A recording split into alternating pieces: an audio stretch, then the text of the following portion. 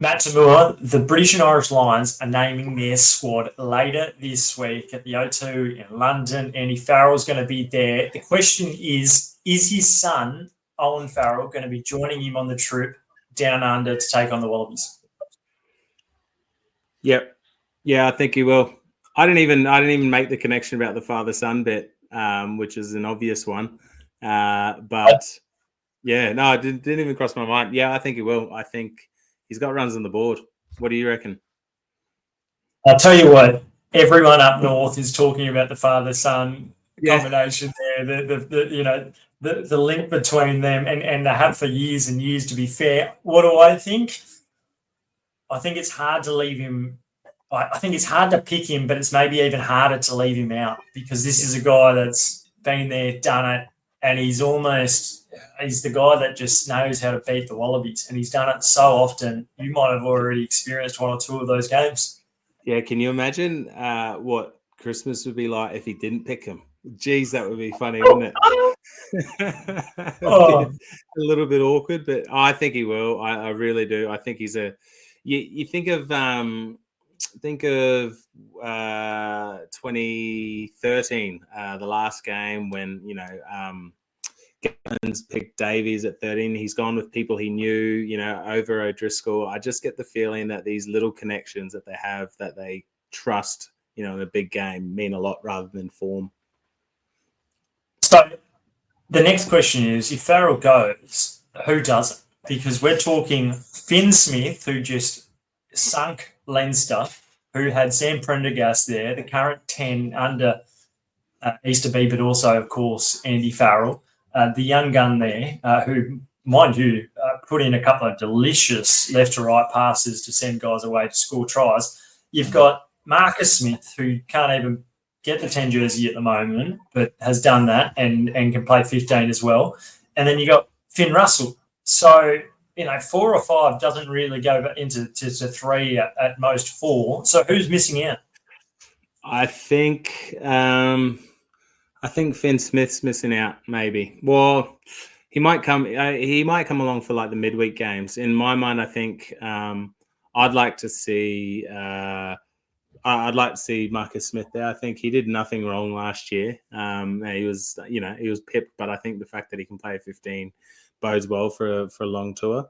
I think you'd be silly not to pick Russell, but isn't Johnny Sexton on the coaching team? Is that correct? He sure is. Yeah, and he's been very vocal about that. So once again, it's always a little bit of drama with the 10s up there. They carry on a little bit, so I think it'll be interesting. But I'm going to say Finn Smith will miss out. I'm going to say I reckon they're going to go very conservative, with people that they know a bit more about. A lot coming up in the podcast. We might even talk a little bit more about that on the other side of this. We've got Mark Robinson, the New Zealand's rugby CEO, about to join us on the pod. So looking forward to that. Probably talk about the biggest state of rugby, what's happening worldwide. Of course, Super Rugby to follow after that. It's really at the pointy end of the season. Pup Tamua. The Wallaroos are in action again against New Zealand this week. They've just dusted Fiji. And the Sevens have wrapped up for another season. The women not quite good enough to get over the line against our Kiwi friends, and the men a 6th place finish, but some hope under Liam Barry. So a lot more on the other side of this. You're listening to the Roar Rugby Podcast. I'm Christy Doran with Matt Tamua. Hey, Matt, there's so much rugby going on at the moment, and I know you're a dad. It's pretty hard to do everything at the moment. Shout out this today to a bloke I met, Will, who's a big avid fan of the podcast. He was down in Double Bay, which was actually where I caught up with Eddie Jones the other week and ran into Will, who recognised me, said he was a big fan of the pod. So if you're listening, Will, good to put a face to a name, say good day, and hopefully I speak to you for more than a minute than I did today. But, Matt, what have you been up to? Did you catch much of the Super Rugby? Did you see your Brumbies and the Tars do the dance on the weekend? You couldn't be more North Shore, could you? I was just down at Double Bay with Eddie Jones. It's not the North Shore, mate. Oh, yeah, no, I know, but you're North Shore. I'm saying you're like, it's right. Just couldn't be any more rugby. What have I been doing? Not in Double Bay with Eddie Jones. Just freezing here. No, look, positive vibes, energy down here with the Brumbies getting over the Tars on Tar Week. They came out very strong. It was a good game. But outside of that, mate, just working, just doing the normal stuff, making coffees, pretending how to make them anyway. I don't have much for you. I don't have a lot exciting. I'll tell you what, at least from a rugby perspective, every game at the moment has so much jeopardy about it, which is awesome. Like we're talking the weekend, Rob Leota, of course, and the ding-dong battle that he had there, Rob Valentini, especially against Langy Gleeson, the battle of the 10s and the 9s. Awesome to see Joseph Akusa-Suwali go head-to-head with Tom Wright. Wasn't that a great matchup where the two 15s really lit it up? Unfortunately for the Tars, they didn't have too many others that went with him. Langy Gleeson certainly was one, but it's the Reds were up at Suva. Of course, Western Force and your old mate Nick White coming off the bench, not quite good enough to get across the Blues, but it's setting up to be a really competitive selection come the Wallabies, and the Lions is not too far away, and the Fiji match too. Of course, if we look across the ditch in New Zealand, they've got some serious options up their sleeves at the moment. Guys like Billy Proctor being back for the Hurricanes. I love what he's doing in the midfield. And I imagine that there's more and more conversations getting on the phone with Scott Robinson and Mark Robinson, rather, and Scott Razor Robinson, happening from a week-to-week basis. We're going to catch up with him on the other side. What are you wanting to look forward to and find out a little bit more from Mark? Interested. You could ask him a lot of things. I think the shape of the game is interesting. We've seen a switch this year in Super Rugby, and I think that's been well publicised. And it'd be interesting to know what was the kind of prime mover of that. If he sees it happening in an international level, the way the game's going to evolve. He's obviously quite well connected in the Northern Hemisphere. Things they're doing well, but we have a few other challenges down here, and they're obviously going through eligibility with Richie Umonga in Japan. But interesting to know his thoughts on that, whether it's relevant for us or Question without notice as well. If you saw it on Sunday, and I hope you did, Moana Pacific are taking down the Highlanders, which was unbelievable under the roof, and the finish there was incredible. Artie Sevilla, is he the best signing you've ever seen? In Super Rugby? It was basically a carbon copy, wasn't it? Of it, well, not carbon copy, but it wasn't switching down that left-hand side, putting a little grubber through. He's just delivered in so many ways. And I think we said it early in the pod, early in the year, sorry. He just, the symbolic nature of it, getting people to watch it again is just, he's already achieved what what many would have hoped. But gosh, he's delivering on the field as well. He's amazing. He's amazing. He certainly is. He set it up beautifully. And Moana, who would have thought that they'd be challenging for the finals at this point in time of the year? Hey, on the other side of this, the New Zealand Rugby CEO, Mark Robinson. Hey, it's not every day you get a former All Black, a bloke that studied at a prestigious university up in the north, and the New Zealand Rugby CEO currently on the podcast. Mark Robinson, great to have you on the Roar Rugby Pod. Nice to see you. Good to be with you guys. Great to catch up. Robbo, big times in rugby. You must be pretty pleased with how Super Rugby's bounced back, because it was a couple of years ago, everything was a bit hairy-fairy, but now it seems like it's cooking with gas. And finally, the Aussies are actually delivering a little bit on the field as well. It's kind of almost competitive. But you must be pleased to see what's happening on the field. Yeah, I think it's the culmination of a lot of hard work, from a lot of good people. It hasn't happened overnight, but if you take a step back in time and think about the work that both New Zealand Rugby and Rugby Australia have led in international forums about wanting to shift, the game into a more entertaining space, more focused on, what the fans want, less interruptions, more tempo. I think the match officials have certainly played a huge part. They've been outstanding through the course of the competition. There's more, I think, consistency across the way the competition's packaged, between Australia and New Zealand now, which is helping people identify with it, and the way our comms works through any given week. And then things like fantasy rugby have clearly had a big hit, been a big hit. Sorry, helping that water cooler chat, and workplaces and around different environments where the game's chatted about. So, look, we're delighted. And I was with Rugby Australia last week with some of my team, and yeah, I think the consensus between the both unions is really positive, and one of how do we continue to build on this now and look to grow it even further, and that's always a challenge in business, especially in sport and entertainment, is how do you continue to evolve, given that we've hit a set pretty high bar this year with what fans are seeing. How do we take it to the next level, really?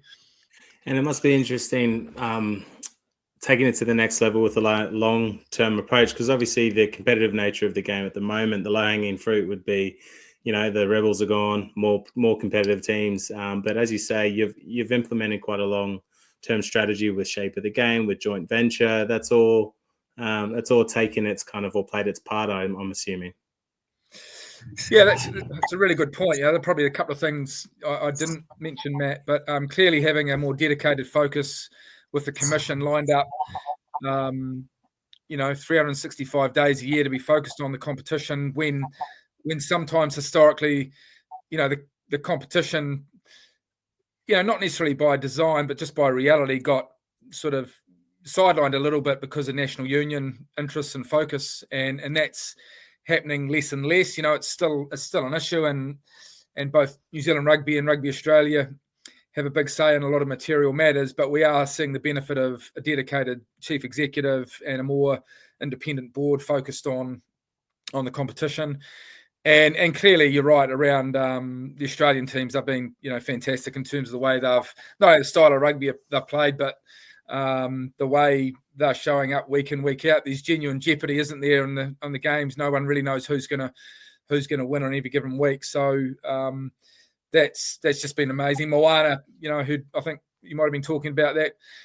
Christy, as I came into the studio, they've just been phenomenal as well. So, lots of great talking points that are largely really positive. Just on that, I wasn't necessarily going to ask you, but now we touched on Moana. Like Artie Severe, it surprised a lot of people that when he went there. How does New Zealand Rugby view Artie's arrival at Moana and what he's done there in the first 11, 12 weeks of the competition?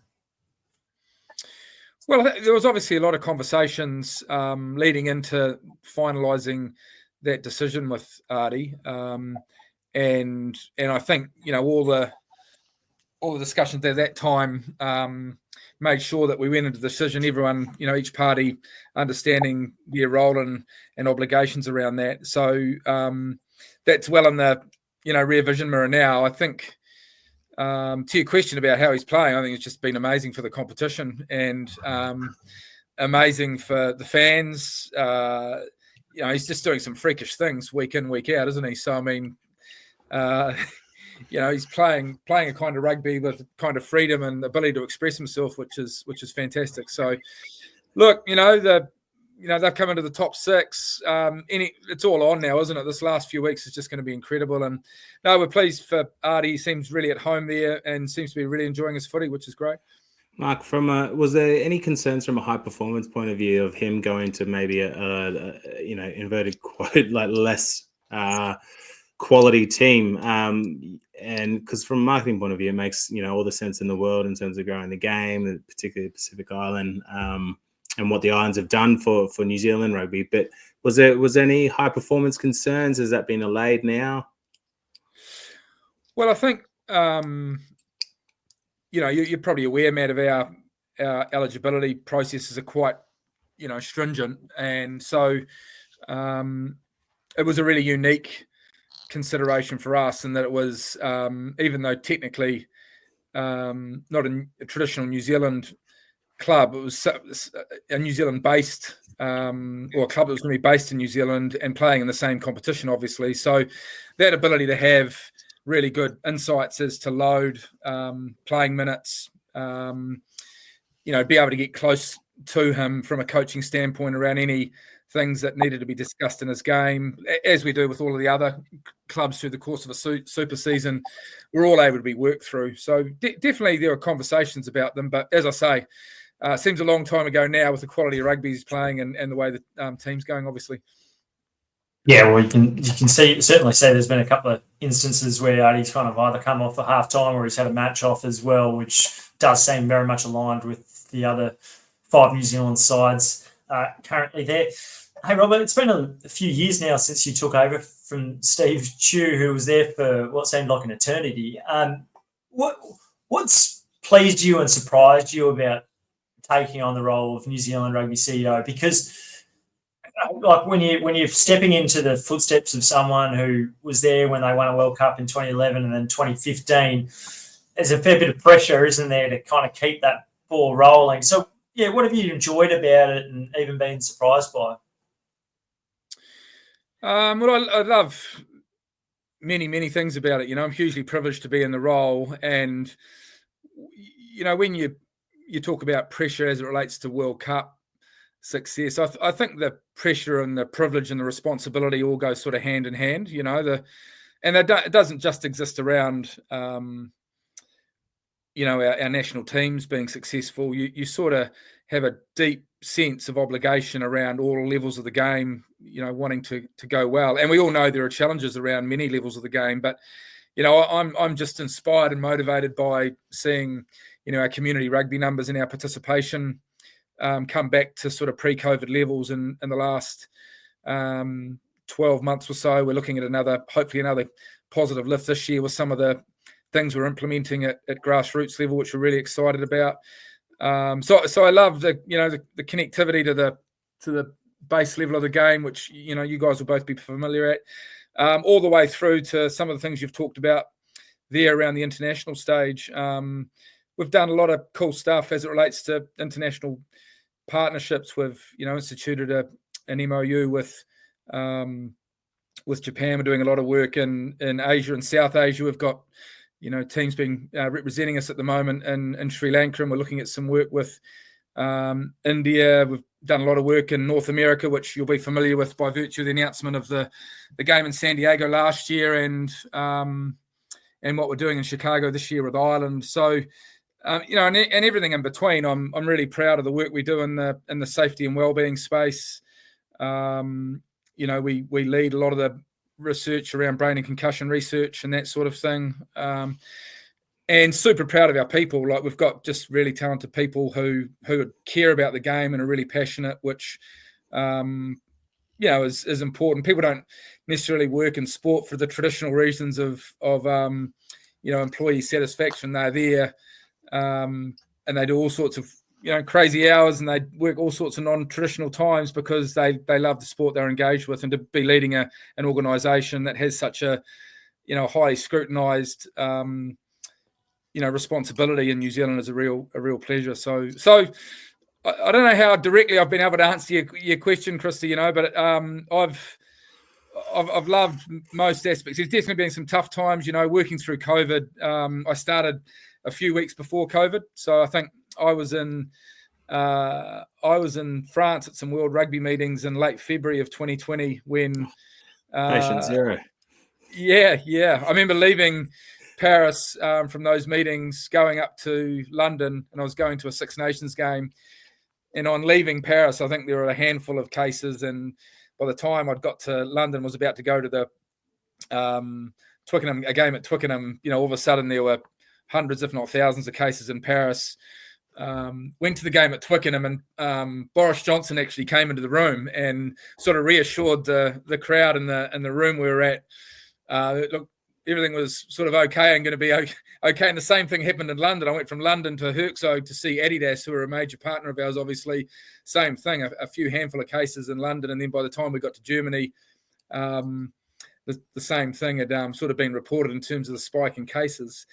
Got home to New Zealand, and we shut our offices within, I think, about a day and a half of me being home, because we'd had a suspected case, or someone from our staff that had been over your neck of the woods actually and returned to New Zealand, and there was some potential risk around that. So that was, coming back into the country after being away from a first set of meetings and what it was like. So that was everyone knows New Zealand was one of the most locked down countries in the world.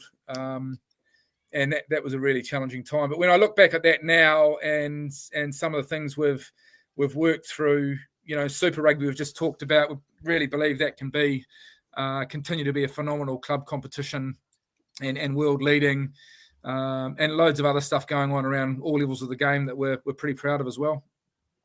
I like it how you couldn't resist saying that the COVID came from Australia, not from the international flight that you'd been doing. No, I'm actually interested in the brand, All Blacks brand. It's envious. Many people obviously idolize the brand, and it's what rugby is kind of known, particularly in the States. You say rugby, you don't know. You say the haka and the All Blacks, they know what that is. I'm kind of interested to see what you said, the evolution of it, because in the past the All Blacks brand was really quite secretive. Like you wouldn't get an inside view or look on it. That Amazon docuseries a few years ago was like pretty boring because it was quite guarded. Whereas now you've got a coach who's doing breakdancing. You've got all these guys who are really out there, charismatic people. Like it must be like, I'm not really sure what the question is, but the evolution of the brand is quite interesting in terms of reaching out to new audiences and not getting complacent with the best team in rugby in history or whatever. I'm interested to see what you think of that, and is it necessary? You have to just keep evolving. Yeah, it's a great observation, Matt. I think I know where you're sort of going with your question and observation, but I think when we sat back a few years ago now, and coming into the role, it was clear where sport and entertainment was going in most other codes around the world, and the trajectory around that was driven by getting closer to fans and having a more direct relationship with fans. And given the reality of our market, the significant isolation and really, really small scale of our market, that meant we had to think a little bit differently in terms of the way we reached markets in different parts of the world. And the reach comes from being able to, I guess, connect with people in different ways. And to your point, success is definitely one of them, and historical success is part of that. But then it's also insights and access and authenticity and being able to show people, to your point, things that maybe traditionally they haven't been able to access, but in doing it in a way that certainly respects our people, respects the fact we have to win, that we want to continue to be successful, and is true to what our country and our brand and our organisation is really about. And so, look, we're certainly not the finished article in that space, and there are a range of different sort of pillars that are connected to it. Certainly having a presence, a physical presence in these different markets is key. So what we've done in Japan means that we have at least 2, but sometimes 3 touch points every year, where we have our teams in territory in Japan. We've now got a number of sort of, international significant size partnerships, sponsorships in that part of the world.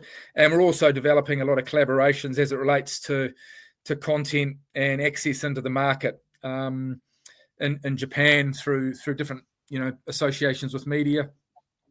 North America is very different. North America, it's such a vast market. So we're working more there around probably having a more targeted approach.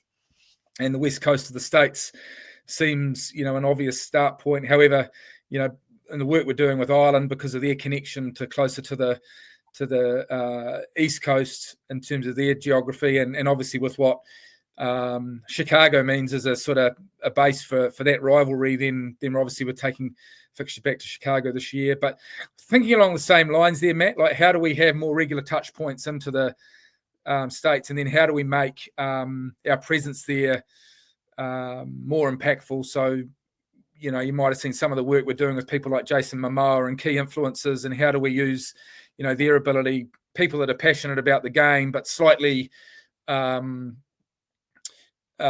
removed from it, but have, a certain degree of star power as one example to think about what we might be able to do in that market. So that's, a little bit about how we're thinking about in market, and certainly building and bringing, trade and diplomacy, business, like Australia, a lot of proud expats from New Zealand around the world who we can connect with, who open a lot of doors and provide a lot of collaboration opportunities for us to think about. For example, last year in San Diego, we spent a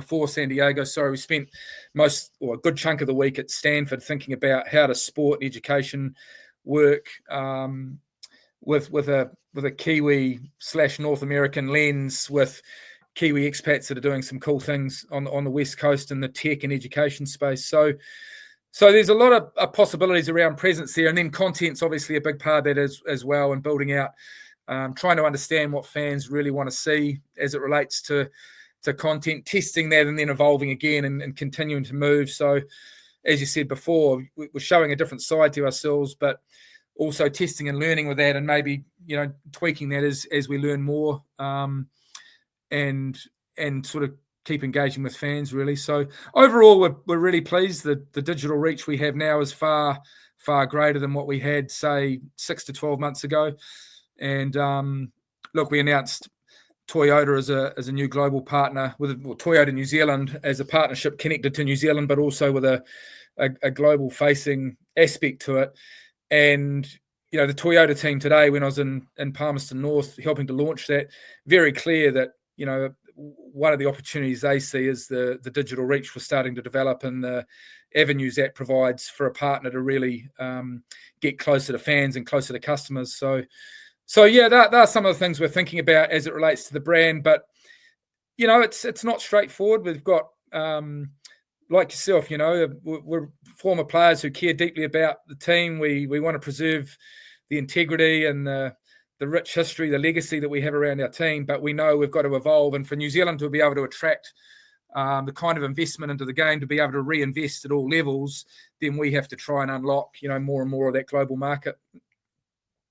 Speaking of markets, Robbo, just published on the roar.com.au a story around USA rugby and how Super Rugby might actually look to expand perhaps into the West Coast. It's been something that's been spoken about for years and years.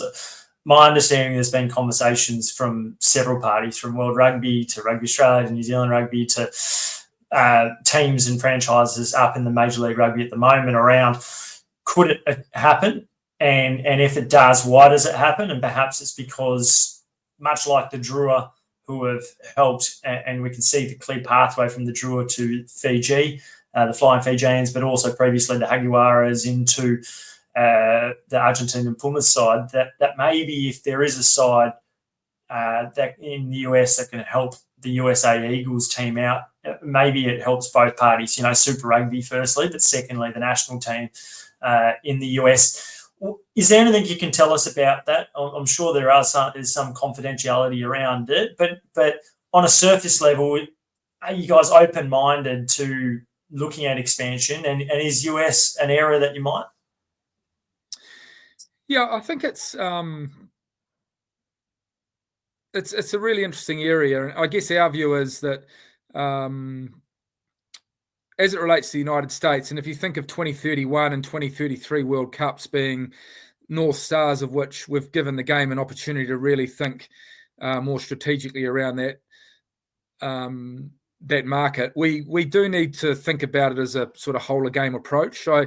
I think, and this is not evading your question, I'll come back to it shortly, Christy, but it feels like, if we're really going to make an impression there, we need to understand any involvement of US-based teams in Super Rugby and how that's connected to their pathways and development system and what they're thinking around, participation and coach development. It's a very different environment to what we understand in New Zealand and Australia, obviously. And then at the other end of the scale, how does that work? And you touched on it as it relates to Eagles and high performance. How does that click into and work with the international not only high performance environments, but overall opportunities that, teams in the States have? And at the moment, when you fast forward 6 years to 2031, we somehow need as a game to unlock more opportunities for the Eagles, and then more opportunities for their players to be in daily training environments that are going to obviously grow them and make them better. And I don't think looking solely at Super Rugby and seeing that as a fix for that, can be achieved, just as the same as I don't think it's as straightforward as giving the Eagles more games. Somehow there's got to be an integrated plan where those countries, and certainly World Rugby through their role, and the potential investors that sit in the States come together to develop a plan altogether. And I think, it's no secret that by virtue of the vast size and probably a little bit of lack of resource, it hasn't been as coordinated in the States as possibly it could have been historically.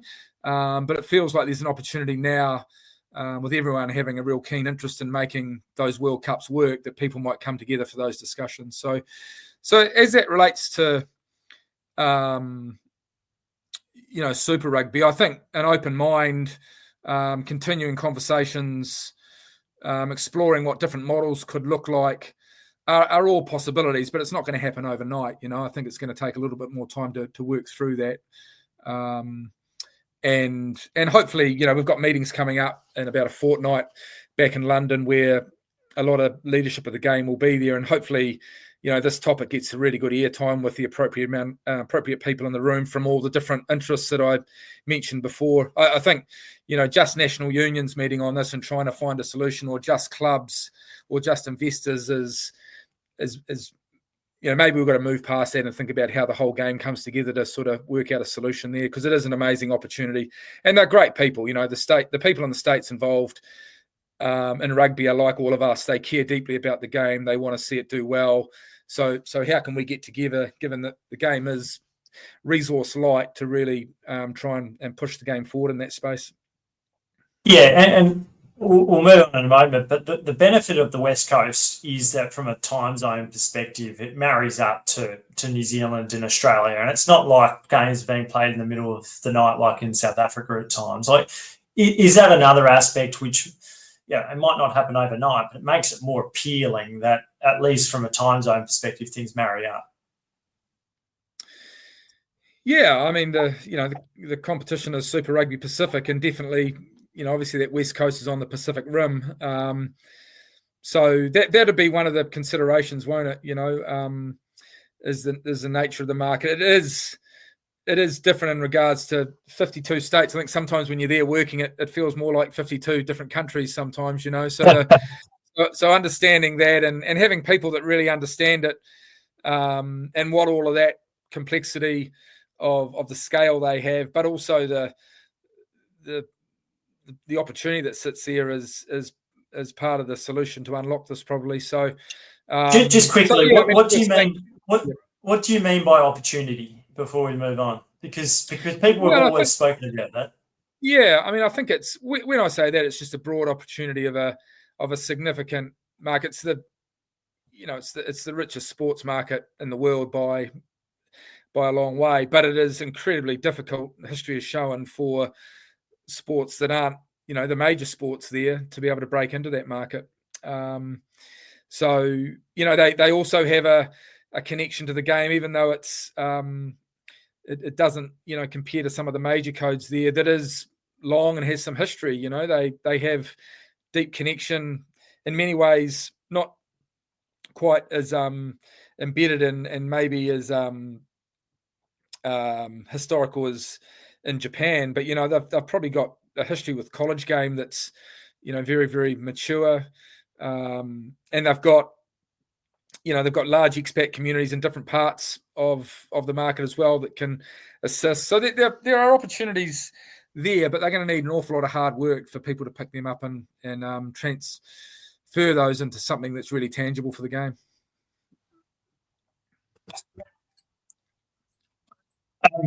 What about the Anzac test? It's been something that's been spoken a lot about, particularly on this side of the ditch. A few people from Rugby Australia, maybe their feathers getting ruffled, and even a couple of your old sparring partners, Timmy Horan and so forth, with a couple of pointed words. On the surface, it looks like a no-brainer in the sense of how good, like an Anzac test match, All Blacks, Wallabies, it's likely to be sold out. Games are generally, very well attended regardless, but you put the additional fact of being played on an Anzac Day, and it sounds like an opportunity. From a New Zealand rugby perspective, what have been some of the concerns, and why might it not be so practical and easy for this to happen overnight? Yeah, I mean, it's I'm pleased you asked in a way. I mean, we've had a lot of conversations with Rugby Australia, and it came up again, unsurprisingly, across last Wednesday and Thursday. So it was a good opportunity to discuss it again. I mean, look, the one thing I'd say is we haven't simply discounted this out of hand. We spent a lot of time through middle part of last year sitting down with our Players Association on this, sitting down with our Super Rugby clubs, sitting down with some commercial partners and talking about the pros and cons of it. And, you know, I think at the moment, in terms of the relation to disruption of Super Rugby, as the competition is just really, to our earlier discussion, starting to show real potential, not being able to probably be aligned in terms of what that disruption would look like in terms of player, player availability, playing at the competition at all, and then the relation to playing minutes and another international into the season on top of, we're traditionally playing between 13 and 14 in more recent years, is obviously a significant factor. And then we're looking at, obviously, with our super clubs, different scenarios around compensation models, which aren't straightforward either in terms of what it means for the commercial viability, especially of the game in New Zealand. So they're, I guess just to highlight a few things, Christy, around some of the conversations that we've discussed. But look, Phil was very clear the other day, they want to keep discussing it, and we're very open to that. We've got a lot of respect for the Aussie team, so we'll keep working through it. But there are some of the things that are proving difficult to sort of resolve at the moment. Yeah, I guess one of the things in its favour would be that at least it, would affect teams similarly in the sense of the limited build-up. You think of State of Origin over here, like that whole, when teams are selected 10 days out beforehand, the run-in is it's phenomenal. I guess there's definitely an appetite over here. It makes so much sense. So hopefully it gets across the line. Yeah. Hearing that loud and clear, Matt. So we'll keep working at it. But another good forum where I've been reminded, guys. So thanks very much. Just before you get, at least you're all really consistent over there. I like that. That's good. Well, this is what happens. Here, mate. Yeah. In case you didn't already know, but before we let you go, Robbo, you played Test footy. You've worn the All Blacks jersey. It's something that a lot aspire to have, certainly on your side of the ditch. What's been and you're not necessarily an old bloke yet, but what's been the biggest kind of thing that you've achieved, or the thing you look back at so far in your working life as well, that you go, oh, that was pretty special? And did you like the game more back then or now? Well, nothing beats playing the game. It's just a joy to be involved. I ended up playing till I was 37 or 38. I think I came back from Japan having far too many injuries and came back into a role. One of my first working roles, and then end up playing what they call senior third footy over here. I think it's Prezzies over your part of the world, maybe, or anyway, it's a bunch of old blokes all running around, sort of trying to relive their youth, with a whole lot of old schoolmates and some former players I played with at representative level back in Taranaki days. So I played, and I say to people now, play the game if you love it and you're enjoying it for as long as you possibly can. And certainly I'm stoked to see my boys. I've got a 20-year-old and a 16-year-old playing the game and having as much fun with it as I did. So that's great. And I'm thrilled that can happen for loads of young people across both of our countries. Look, I don't know. It's probably a bit, I don't want to get too cerebral, Christy, and start reflecting too much, on the last few years. I think I touched on some of the things I'm proud of earlier on when you asked me, the question around, the last few years.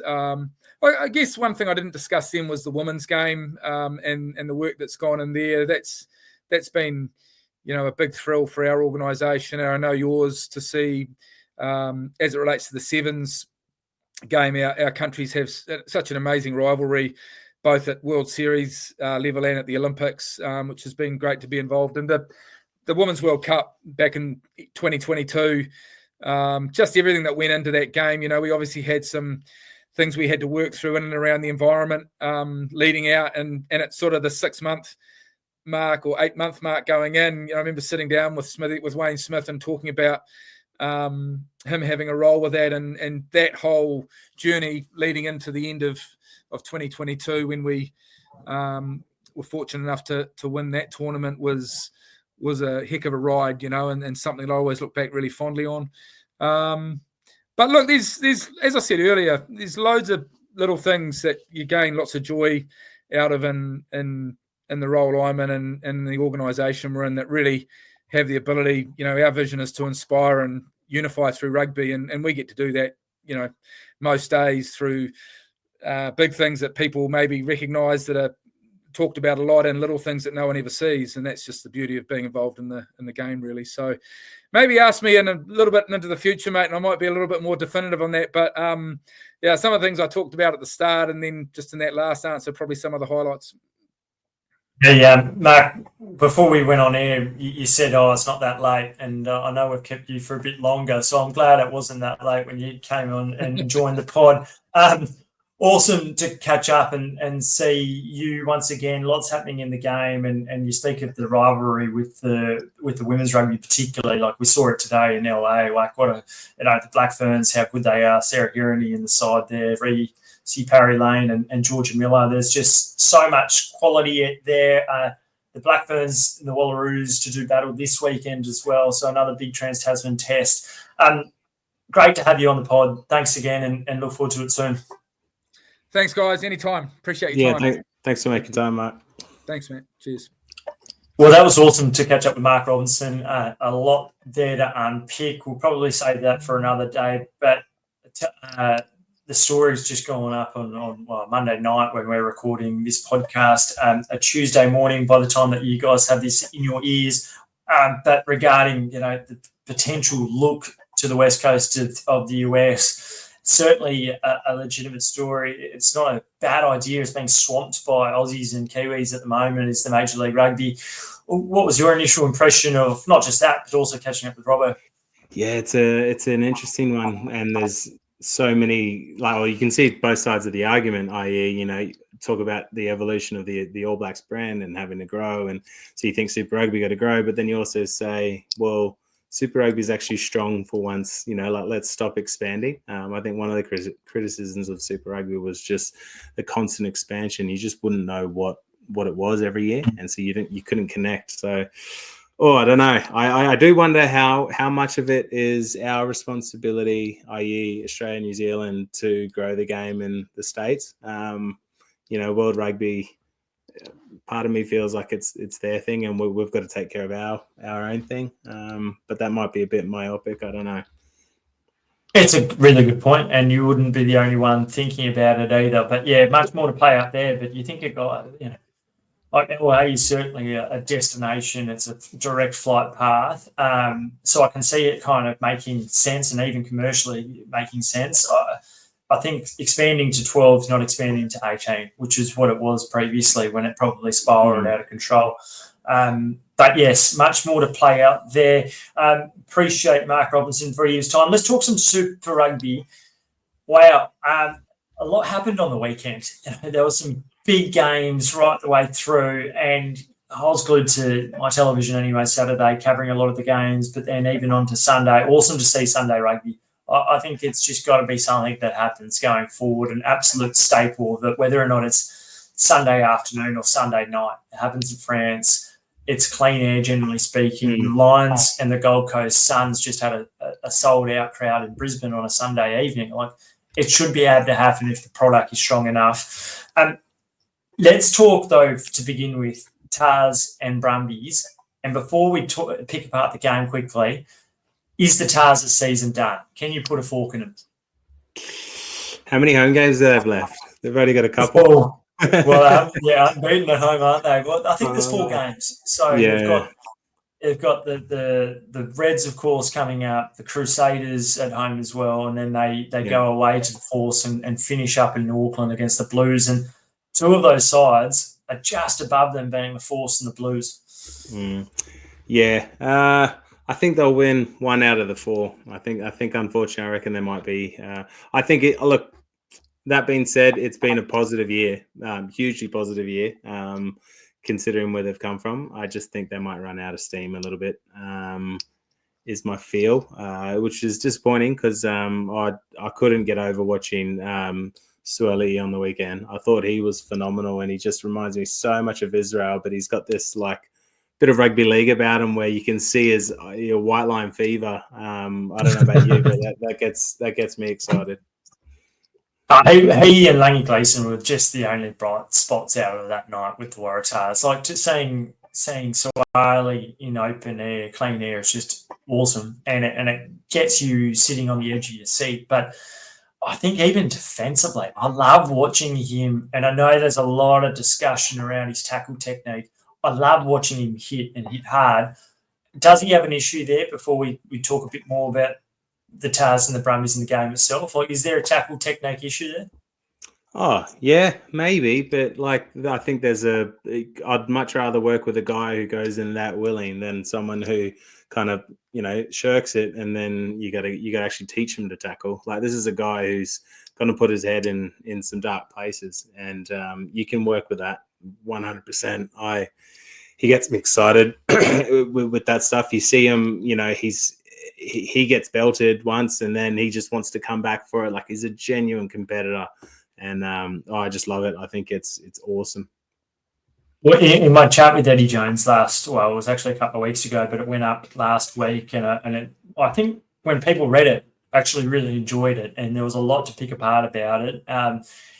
He very much thought that Joseph Sueli was cheap. I know that they spent 1.5 mil or so on him per year, but look at what he's already done in the game, but what he's done from a off-field perspective as well. He is very much the poster boy of this team, and he finished up one of his observations saying, "Don't be afraid to attack league," and I completely stand by it, and I think they shouldn't be afraid of it. Like, there's clearly some phenomenal athletes in the NRL and even the AFL. And I remember people like Harry Hockings almost went to AFL. Like, you've got to be looking at the 12, the 13, 14-year-olds, and that's what Eddie emphasised. The game itself on the weekend, it was kind of crazy because somehow the Waratahs managed to draw level with the Brumbies midway through the first half at 12-all, when they really looked like they should have had no reason to do that. The Brumbies were clinical in the first 15 minutes, and the Tars were diabolical pretty much in every aspect of the game, from defensively missing clean-outs to shanking kicks to kicking to the sideline when you've got a numerical advantage and you're on the halfway line. What did you make of the game, and who stood out? The coach, Stephen Larkham, I thought stood out. The way the Brumbies played, playing off the top, round the corner, really spreading it wide, just didn't allow the Tars to kind of find their rhythm. And you saw the Tars, they went into a game where they basically tried to replicate what happened in Sydney with, good kicking, defence. The amount of poor little kicks and, the inability to kind of assess the situation and adjust. Because the Brumbies just rattled them, and you look at Ryan Lonergan constantly pressuring the opposing kicker. I thought it was a masterclass in terms of coaching. I thought it went the exact way that the Brumbies were hoping. Well, it was a pivotal win, and it leaves 3 points out from first and second at the moment of the Chiefs and the Crusaders. Obviously, the Chiefs got dusted by the Hurricanes, who obviously a week earlier beat the Brumbies on their home track, and then the Crusaders having their last bye of the season. So crucial. The big thing for the Brumbies has been consistency, or their lack thereof, in 2025. So they'll certainly be trying to address that. And going to Perth hasn't been necessarily a happy hunting ground for the Brumbies in recent years. It's been a tough trip for them, and they tripped up there not long ago. I really love to see Tom Wright. The back three were outstanding, weren't they? They rediscovered their mojo. It was Tom Wright's best game by a country mile, just right from the outset. Just caught a good ball and managed to find space. We know what Corey Toole did. Bit of fortune, perhaps, with the Red Sea opening up and him scoring a try late on. But pretty much every player had a positive involvement. And really, the only time you could kind of go, oh, what's happened there is, Langy Greason reading Rory Scott, but like a book there to score an intercept runaway try. It was quality, and the forward pack rolled up their sleeves. Like Tom Hooper just continues to do the business, and Billy Pollard is very much now in the frame, not for the Wallabies himself. Like, he can't stop scoring, and physically he's manned up too. Yeah, that was honestly the first thing that came to my mind was physically. Like, he looks like a front rower now. Like, he looks thick. He's always been very dynamic and athletic, but now he's kind of got that, a few extra Ks behind, but still very mobile. And I think he's great. I think we have to pick Corey Toole in the Wallabies squad. I really do. He has something that no one else has, and you have to mark him. You have to preview him. You have to think about him. And the amount of times he turns a half chance into a genuine chance is it's phenomenal. So yeah, fingers crossed, Joe, listener of the pod. Listen to the pod. Yeah.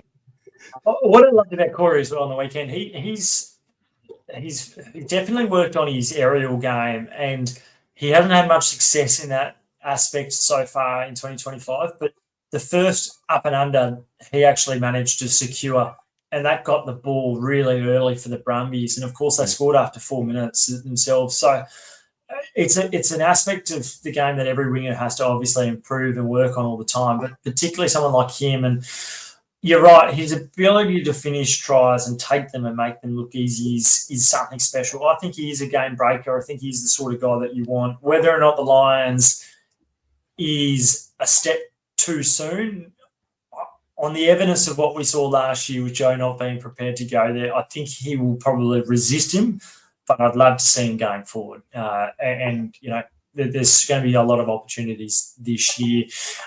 Let's turn the focus just quickly onto the Reds in Suva. Disappointing result for them at the end. Sarah Uru, someone that we love on the pod, he was up to all sorts of mischiefs early on, trying to just yank the opposition halfback at blindside flanker there. He didn't get away with it, and unfortunately he didn't get away with the last steal, where he successful steal with about 3 or 4 minutes to go to save the Reds. He tried it in the last minute. Unfortunately, it did come out, and then unfortunately it slipped out of his grasp, and the Drua score.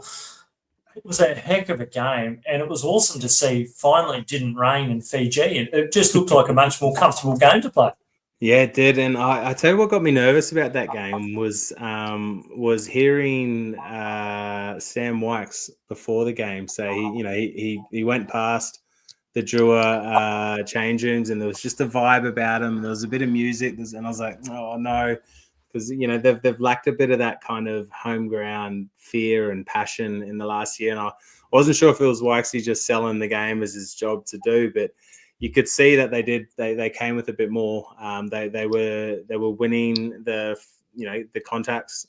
They very much rely on one-on-one. They dominated the contact zone, didn't they? Yeah, exactly. The Reds didn't look like they showed up early on. Yeah, they were very passive. And I thought somehow the Reds might get away with it, but it's an interesting competition, this, because there's no, like, if this was last year, I'd say, oh, this will hurt the Reds, down the track, and they're going to look back at the end of the season and say, oh, we should have won that game. But everyone's slipping up. No one is without blemish, and it makes it really, really interesting, because it's really hard to kind of find your feet a little bit. The fact that we're talking about the Brumbies being a couple points out from the top two is ridiculous. Like, it just shows how competitive it is, and it's great. I think the Reds, they're going to welcome back Filippo Danguna soon enough. Harry Wilson's still a little while away. I think, Joe Brol's done a great job, but you can't take away the fact that Harry Wilson's the incumbent Wallabies captain. Filippo Danguna, the pressure that he puts on out wide, like Joe Pacquiao's doing an outstanding job, but he's not going to have quite that presence and threat that a Danguna will. So, it starts to stretch your depth. But, that game was there for the taking, and they had a line out, which they should have won, which they didn't, and it just invited the opposition into it. And I hope we see the Drua. That was probably a smaller crowd than we've come accustomed to there at Suva, and I dare say that's because of a couple of defeats. So hopefully they turn out in numbers in the coming weeks. the Force, they were right in this contest against the Blues, but once again, it's just the small details. Harry Potter losing the ball on the deck, Nick Dolly not being able to pick the ball up just past the ruck, and a try being overturned moments later. They were in it, and they just unfortunately couldn't grasp that opportunity. Yeah, exactly that. And they're the games that away from home, things just like that compound. You make a few mistakes, you get one or two dodgy calls. The other team, the crowd gets behind them, and then you look up and the game's gone. And it was very much that kind of feel, wasn't it? It was so close but so far. And many Wallabies players would know the feeling at Eden Park. So. It'd be interesting though, because the Force went over there. They haven't come back with much in a 2-week tour, and I just hope there isn't a hangover from the long trip back and tough games at home now. Like I hope it hasn't stung them too much. Well, they'll be playing Saturday against the Brumbies, and it's 2 Aussie derbies, so it's good to see. There's only 4 matches this coming weekend. One sec. The draw is fascinating at this point in time. We've spoken about the Chiefs and the Crusaders, the Brumbies being out in front, but then it's a real logjam. The Reds on 28 points in 4th, Hurricanes quickly and finishing with a wet sail on 26, and then it's a real logjam. Moana Pacifica on 24 with that win over the Highlanders, the Blues in 7th. Alongside the Western Force on 22, and then the Waratahs 21, the Highlanders 18, and the Drua 15. So it's really the race for the 6th spot, I think, at this point in time. But a lot of footy to be played. I'm particularly looking forward to Friday night with the Reds and the Waratahs. Get out there. It should be a great game. I know that there's people already saying, Dan McKellar, what's going on there? There's a couple of people who've put it out on social media, sack the coach. Look, you can't sack the coach. And it's a ludicrous thing to say because they've won double the amount of games than they had last year. They're firmly in the hunt for finals. They're going to get better. And we know from what Dan McKellar did at the Brumbies when he took over from Stephen Larkham, it probably took the best part of the season for them to rediscover what their identity is. And then they quickly found their feet a year later. So big questions around. He also inherited a squad as well. I think that's quite important. He inherited a squad because he came over so late, and so him and Simon have got a big job ahead. But I think it's only positive this year for them. Yeah, and they've got to work out. We've seen that they're backing Lawson Crichton. I think they'll continue to do that. They probably need to work out what's happening in their inside channels a little bit more at 12 and 13. There's been a lot of chopping and changing there. But it starts up front as well. And Matt Phillips' arrival or return will help what they do in the front row and how do they replace Slangy Gleeson and Rob Leota. We'll find out a bit more. A couple of people who are back rowers, who one or two of them are from Sydney, including Josh Kemeny. Unbelievable game on the weekend for Northampton where they shocked Leinster. 3 Aussies there. James Ram, another one, who scored a fantastic try in the second half, which helped them, edge them closer to victory.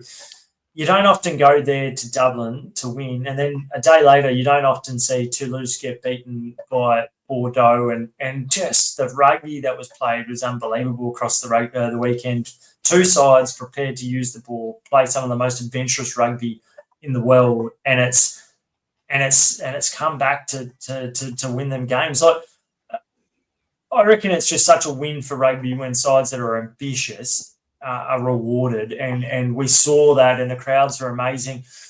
What did you think, and what did you make of the fact that so many Aussies are up there? Pete Samo, another one, scoring an amazing try, setting up another one for Bordeaux as well. It kind of speaks to the fact that there's a few Aussies going pretty well abroad.